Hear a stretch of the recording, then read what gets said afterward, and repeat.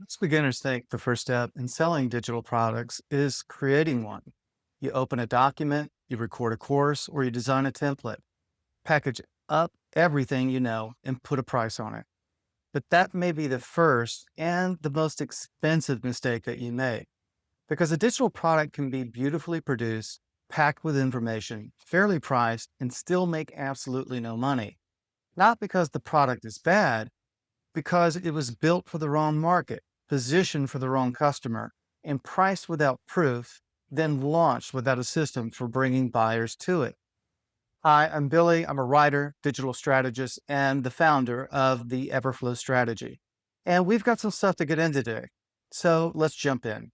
I'm going to walk you through five of the biggest mistakes I see beginners make when selling digital products. And more importantly, I'm going to show you what to do instead. The first mistake begins before you create a single lesson. That mistake is assuming that choosing the right market automatically means you have chosen the right business opportunity. In the book, Blue Ocean Strategy, the authors make a distinction between red oceans and blue oceans. A red ocean is crowded. There is proven demand, but there is also aggressive competition. A blue ocean has less competition and sometimes almost none, but the market may not yet understand the product or know why it needs it. Both environments have advantages. The part that often gets overlooked is the offer. Because markets determine the environment, your offer determines how you compete inside that environment.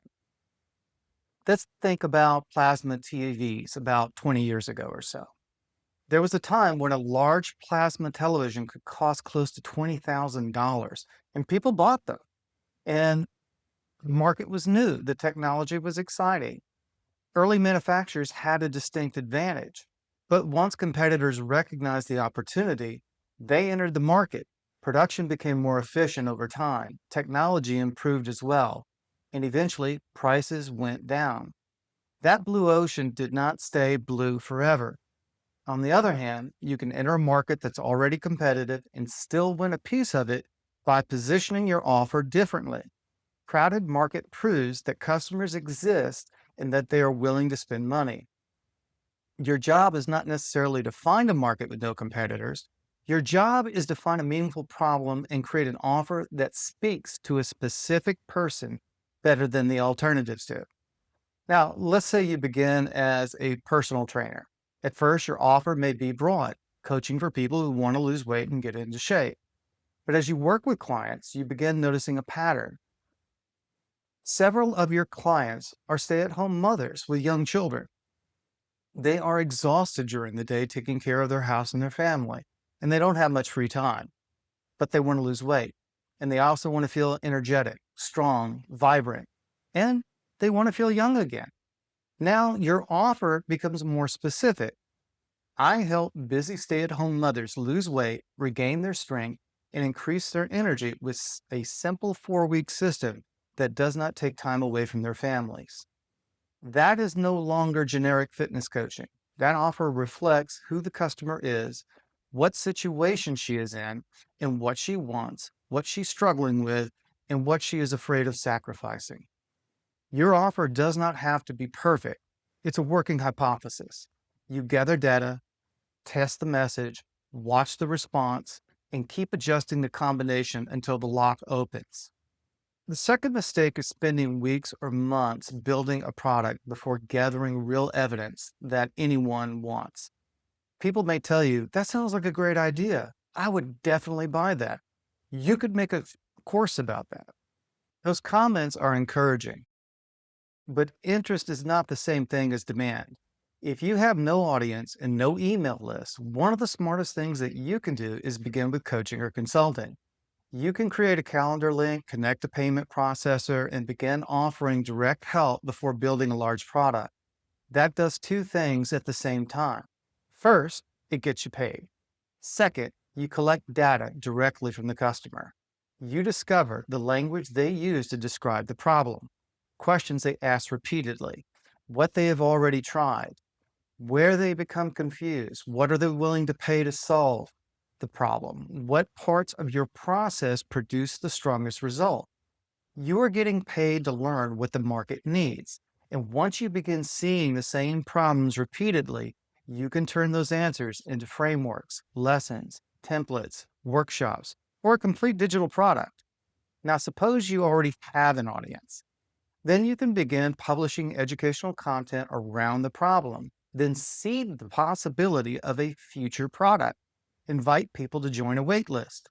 If enough people join, you can make a pre-sale offer, often at an early buyer price, before completing the actual entire product. The buyer wins because they get favorable pricing and early access. You win because you receive stronger validation and revenue before investing months into production. And if similar products already exist, that is not necessarily bad news. It may prove that the market is already spending money. Then the question becomes, why should the customer choose my solution or my offer? This is where your points of being different matter. Your frameworks, your methods, your systems, your procedures, your personal experience, your unique way of explaining or solving the problem. You can also study reviews of related books and products, YouTube comments, blogs, forums, magazines, competitor authors, and customer conversations. Look for what people love and look for what they hate, and pay special attention to what they still feel is missing. Now, here, I just want to make a quick pause. If this is starting to hit home, go ahead and hit that like and subscribe button to the channel. It genuinely helps this content reach more business owners who need to hear it before they waste months building the wrong thing. The third mistake is deciding to create an ebook, course, membership, or coaching program before understanding the size and complexity of the problem. The format should follow the problem. Imagine there are two couples. The first couple has been dating for 4 months and they want to learn how to communicate better. The second couple has been married for almost 30 years and is on the verge of divorce because they have deeply rooted communication problems. Those are not the same problem. The first couple might benefit from a book or a short workshop or even a communication guide. The second couple may need therapy, coaching, assigned exercises, deeper training, accountability, and a structured process that addresses years of patterns. The depth of the problem helps determine the depth of the solution. The same thing applies to a business product. Teaching someone how to build a high-converting webinar solves one defined problem. But suppose you teach them how to build the webinar, generate traffic, automate follow-up, install analytics, create the checkout, write the email sequence, and scale the complete system. That is a much larger transformation. The format becomes more involved because the result is more valuable and it requires more steps. The mistake beginners make is assuming more content always means more value. It does not. More content can also mean more overwhelm. One method I use to control the structure is a framework I learned from a guy named Omar Martin, and I later expanded it using ideas I learned from another gentleman named Ofer Breyer. Now, Omar called his system the 5 by 5 by 5 framework, and you begin with 5 main modules under the title of the course that you're looking to design. Each module represents a major cornerstone of the larger transformation. Inside each module, you create 5 categories or lessons.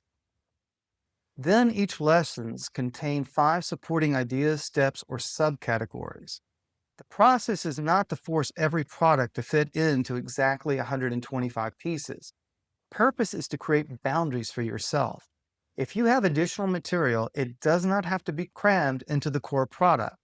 It can become a bonus, a time-saving tip, a tool recommendation, a coaching add-on, an intensive, an upsell, or even a future product. Even if the original product underperforms, the material is still an asset. You can still repurpose it into a lead magnet, a promotion, a workshop, an affiliate bonus, a newsletter series, consulting resource, or another offer later on down the road. Your first product does not need to contain everything you know. It needs to help the customer accomplish something they value. Now, the fourth mistake is choosing a price based entirely on security. Beginners often think, I do not have an audience. I do not have testimonials.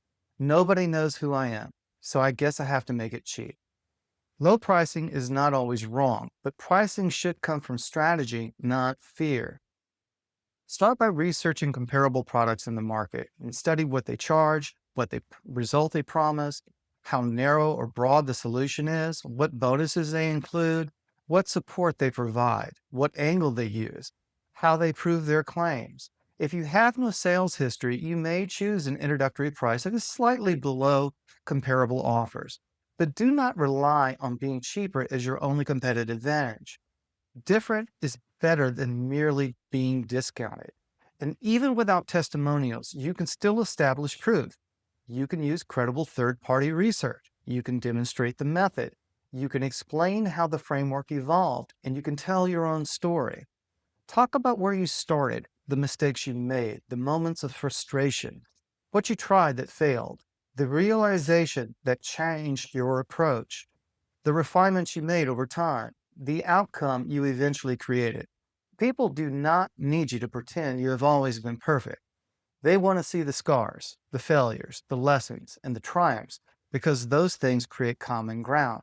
A good story allows the prospect to see themselves taking the journey with you. Now, if the larger solution needs to carry a premium price, break off one meaningful portion of the problem and create a lower price entry offer. Solve one real problem. Give them a result in advance. Then, when the customer experiences a payoff that is greater than the small investment they made, trust rises. That entry offer becomes a bridge to the larger transformation. But it has to create genuine value. A low ticket offer should not merely tease the solution, it should solve something. The fifth mistake is finishing the product only when then asking, where do I find customers? The worst time to begin looking for an audience is the day your product is finished. I recommend a two-pronged approach, organic traffic and paid advertising. Now, let's start with organic. Choose one content platform where your ideal customer already spends time. Now, this might be YouTube, LinkedIn, a blog, a newsletter, Facebook, X, Pinterest, doing guest articles, or any other platform that fits your market. Pick one. Master it before trying to be everywhere. Your body of content establishes credibility that you are providing value before asking for money. It creates authority. It gives you a catalog of work. It shows you as a contributor to your market for a solution to their problem. And it acts as frameworks. As they evolve, they are documented. Both you and your audience now have a library to refer back to. But do not let the content become a dead end. Each viewer or reader should have a clear path to an opt-in page and a relevant lead magnet. Your organic content creates attention. The email preserves that relationship. Then, as you become more experienced, you can add paid traffic. Again, choose one platform and master it. You might begin with a controlled daily test budget. Send people to an opt-in page and measure the conversion rate and continue refining the campaign. Once the person subscribes, welcome them, educate them about the problem that caused them to opt in, and then help them make progress. Then, introduce an appropriate low-ticket offer along with relevant upsells or downsells. The front-end goal may simply be recover some of the paid costs for your paid advertising. If you can acquire subscribers and customers near break-even or eventually at a positive return, you are building an asset while funding its growth. And that brings us to the real foundation. You are not merely trying to make one sale. You are building an email list and increasing the lifetime value of the customers inside it.